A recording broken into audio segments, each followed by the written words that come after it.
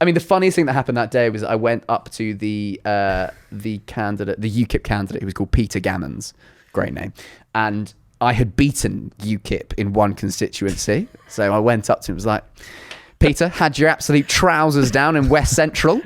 And his response was this, that considering that he is a professional politician, he said, it doesn't really matter, does it? To me, no. To you, it does. You are a genuine politician.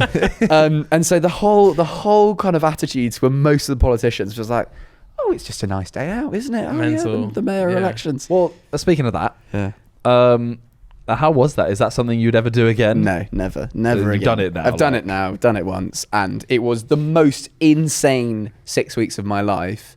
And like, it did amazing stuff for the channel. It did genuinely think some really good stuff for politics for young people in general. Because I wanted two goals. I didn't want to just be a YouTuber who was doing it for views. Yeah.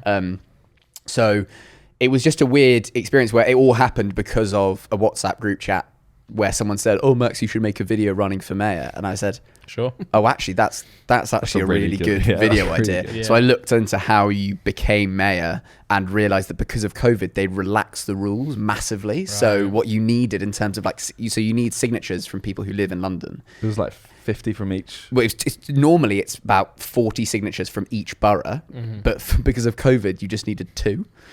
And so two from each borough. Two from each borough. So, and there are 32 boroughs in London. So that's like 64, 66 signatures. Easy. I can do that. You just cycle around. So you just need, you just need that and a 10 grand deposit. Yeah. And I was like, I could do that. And then I had to weigh up my mind, like how many videos I need to make the money back. And so then I handed in my application, and this is what I found amazing. They literally said, great, see you on the 6th of May. Like there was no other like, this is what you need to do. Like you need to talk to the police about what might happen as you're running for London, mate. It's generally good luck in the polls. See you there. Cheers. So yeah, I've released my video, and then I then gave him my kind of application the same day, and then they released all the names of the applicants, and Niko's name was on there. I thought, Do you think that helped though? Do you think that? yeah. Initially, I was fuming. Yeah. Like there was no way. Like I've been asked this numerous times. Did he copy the idea? No way. Like I know he would have spent the amount of time that Niko spends on videos. He would have spent ages working on it. Yeah. And so initially, I was frustrated, but then I realized this can only be a good thing. Yeah, like two going head to head. And someone the size of Niko and the audience that Niko has, I'm sure that my videos were in the recommended next up on all of his stuff. So it would have been like a really, really good thing that happened. And yeah, and then I needed like an angle. So I went after Lawrence. Because hey, two posh Arabians with no experience of politics. He's got 5 million quid in backing. I've got nothing. Yeah. Let's just see what happens. Is he the one that drinks pee? No, that's Brian Rose. He's a proper baddie. He's that one. He's the one that used to be married to Billy Piper and thinks that I'm a knob. Was a bit of pee. And so yeah, I just ended up doing things that were just like so painfully nice. Yeah. So I like delivered. So what he was doing is that he was advertising on YouTube. So he'd obviously given YouTube a huge budget, and they had then like automatically, the algorithm just put his adverts before my videos. Yeah. So I was getting paid by him to run for mayor. So I then did a video like saying thank you by like delivering him a cake at his party headquarters. That's and so just good. being just a bit of a nuisance. And then on election night, they got us into a room that's genuinely the size of this studio, like 20 people, all this tiny room. And for the last 6 weeks, you've got people who have been slagging each other off. Like, oh, this person is unfit for office. Look what they've done. And then we're all in this room, just silent, just waiting for the results. It was, and then there's Niko, who stood next to me in these like child's glasses. And because he's like 6'5", he's taller than everybody. Yeah. There's a man with his bin on his face on the other side, Count Binface. And then there's like the Conservative Party candidate, the Labour, like Binface. Sadiq Khan. I was stood next to the Liberal Democrat candidate and the Green Party candidate, just chatting. Just be like, how are you? Oh, I love talk about. Oh, it was just, so initially started like, oh, I've loved your campaign on YouTube. And I was like, no, you haven't. You have no idea who I am. And then luckily, so it was really tense. Like everyone had slagged each other off. Like no one wanted to be in a room. Like you have like UKIP on one side and Labour on the other side.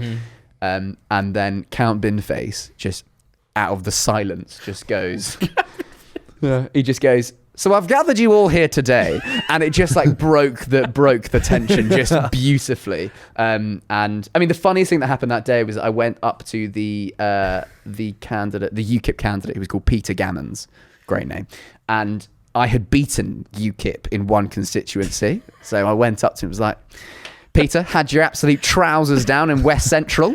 And his response was this, that considering that he is a professional politician, he said, it doesn't really matter, does it? I said, to me, no. To you, it does. You are a genuine politician. And so the whole kind of attitudes for most of the politicians was like, oh, it's just a nice day out, isn't it? Oh, Mental. yeah, the mayor elections. So, yeah. But again, I guess that goes back to the thing that we said earlier, where it's not actually that hard to do a lot of things. No, it's not. And it's actually so underwhelming. Like, once you take back all of like the glitz and glamour, like, oh, a big political like race. It's just actually, it's genuinely like a popularity contest at school. Speaking to voters, not that I did much of that. They all were like, they all voted for people who they disliked the least. Wow. It wasn't, I want to vote for this person because I really like them. I mean, it's the fact that Niko did get that many votes Niko, is proof. Yeah. It's proof. And like it shows that there is, look how like Niko came 5th. Niko beat so many parties that did 49,000. Yeah, he got 49,000 votes. Where am I? There I am. Got 6,000. I think I came second last. I mean, even that though is like, I don't think that's bad considering the number one manifesto point I had was don't vote for me. That was number one.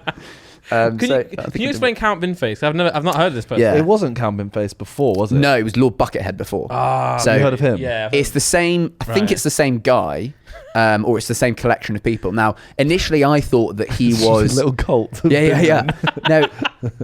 Initially, I thought it was like someone who was just absolutely crazy. Like I wasn't really sure about him, but actually, speaking to him on the day, he's actually like he's a comedian. Like he's really funny. I follow him on Twitter. Genuinely, is really witty and is just got some really funny jokes. And he has every general election he has stood in the constituency in which the Prime Minister is running. So he ran again. Yeah, he's called Jonathan Harvey. Right. Okay. That's not him. He's younger. I think that's him there. I mean, you don't know him. I know his voice.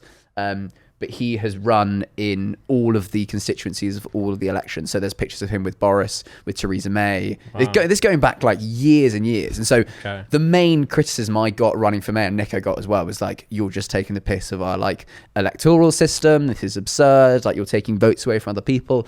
And I said, well, the UK has had like a huge history of stupid candidates over the years. Yeah. So like that's Lord Buckethead. Right. And then that's Count Binface. And like a guy dressed as Elmo also. But it's like a part of like our culture that is like ever present. Yeah. And some of his policies are hilarious. And I took a lot of my policies from him. Like one of my policies was I wanted to carpet the M25 to make it the smoothest road in the world. Like just doing some really stupid stuff like that. But he was great. No, that's amazing.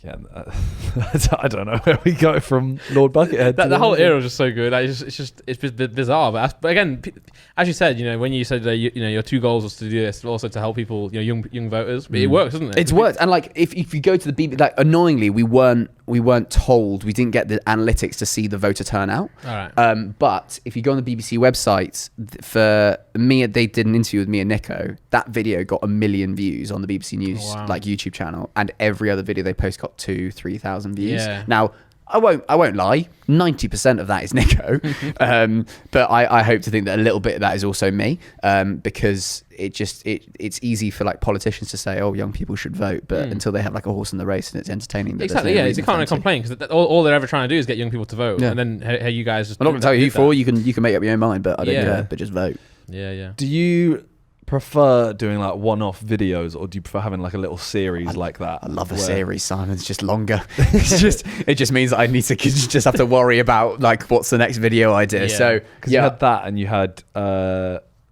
burying. Yeah, and then immediately after I buried 10 grand in a briefcase for a treasure hunt. And that was multiple episodes, right? That was 4 episodes. But then I realized with that is like the only people who were watching the third episode were people who were really invested in it. Most people like clicked on the first one, kind of saw whether they could solve it in 5 minutes, said no, and then couldn't be asked to watch the others. So if I was going to do that again, I've kind of had an idea of putting a diamond on one of those weather balloons, sending it up to space, it popping, and then having no idea where it's landed.